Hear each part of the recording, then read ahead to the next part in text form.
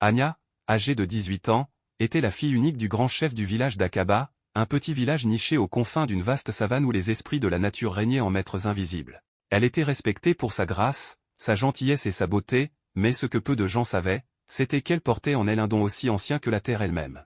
Depuis son plus jeune âge, elle possédait la capacité de communiquer avec les esprits de la nature. Ce pouvoir ancestral, transmis à travers les générations de femmes de sa lignée, était à la fois une bénédiction et un fardeau. Dans le village d'Aqaba, la nature était vénérée, et ceux qui pouvaient interagir avec ces forces mystérieuses étaient à la fois admirés et craints. Anya avait appris très tôt à garder son secret pour elle-même, mais chaque jour, elle sentait l'appel pressant des esprits, les murmures du vent et les confidences des arbres.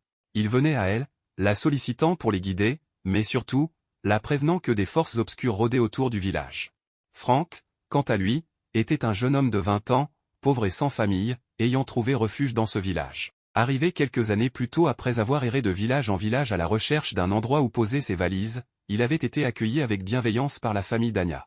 Frank, bien que d'origine modeste, avait un cœur pur et un amour profond pour la nature.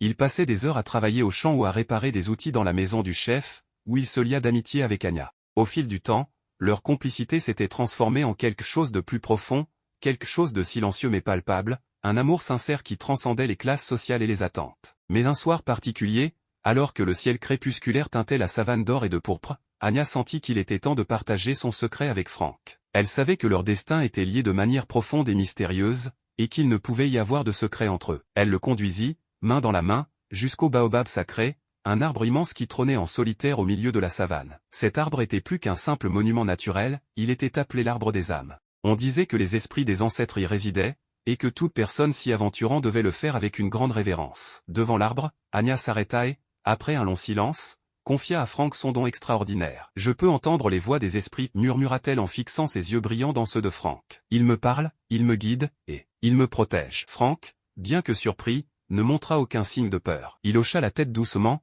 ses yeux pleins de compréhension. Il lui révéla alors qu'il avait toujours senti une connexion particulière avec la nature, bien plus que la simple admiration qu'un homme pouvait avoir pour les éléments qui l'entouraient. « Quand je suis dans la savane, je me sens entier, comme si la nature elle-même m'appelait, mais je n'ai jamais su pourquoi, avoua-t-il. » Ils restèrent là, unis dans une paix silencieuse, entourés des bruits de la savane, la lune commençant à poindre à l'horizon. Mais soudain, sans avertissement, la terre se mit à trembler violemment sous leurs pieds. Des cris stridents d'oiseaux fuyant le ciel nocturne résonnèrent, et un rugissement sourd s'éleva des profondeurs de la savane. Du cœur des ténèbres, une créature immense émergea. Mi-homme, mi-lion, le gardien de la savane, un esprit ancestral, apparut dans toute sa majesté et sa terreur. « Qui osait se profaner ces terres sacrées ?» tonna le gardien d'une voix qui résonna jusque dans les montagnes lointaines. Frank recula, effrayé, mais Anya, rassemblant son courage, fit un pas en avant. Elle savait que seule sa connexion avec les esprits pouvait les sauver. « Gardien, je suis Anya, descendante des femmes qui protègent ces terres depuis des siècles. Frank est mon ami,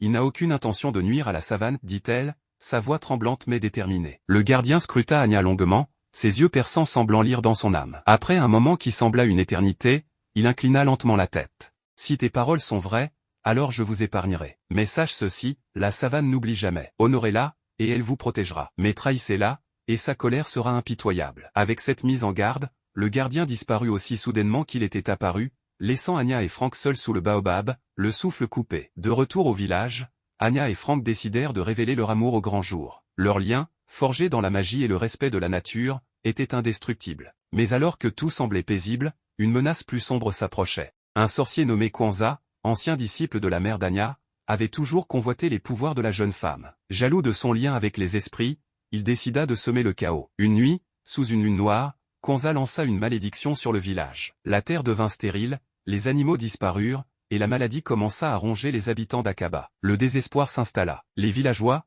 autrefois pleins de vie, étaient désormais hantés par la peur et l'agonie. Anya, désespérée mais déterminée, savait qu'il lui fallait affronter Kwanzaa. Avec l'aide de Frank, qui était prêt à tout risquer pour elle, et des esprits de la savane, Anya se prépara à un duel sans merci. Le jour du combat, ils se retrouvèrent face à face dans la clairière sacrée du village. Le ciel s'assombrit, et un silence pesant s'abattit sur la savane. Le duel fut féroce, les éclairs magiques fusaient, et les forces invisibles se déchaînaient. Mais grâce à la force de son amour pour Frank et au soutien des esprits qui veillaient sur elle, Anya réussit à vaincre Kwanzaa. D'un ultime sort, elle le bannit à jamais des terres sacrées, rompant ainsi la malédiction. Le village fut sauvé, et la nature reprit ses droits. Les champs redevinrent fertiles, les animaux revinrent, et la vie s'épanouit à nouveau. Anya et Frank, unis par un amour indéfectible et leurs pouvoirs extraordinaires, devinrent les gardiens de la savane, veillant sur la nature et ses habitants pour les générations futures.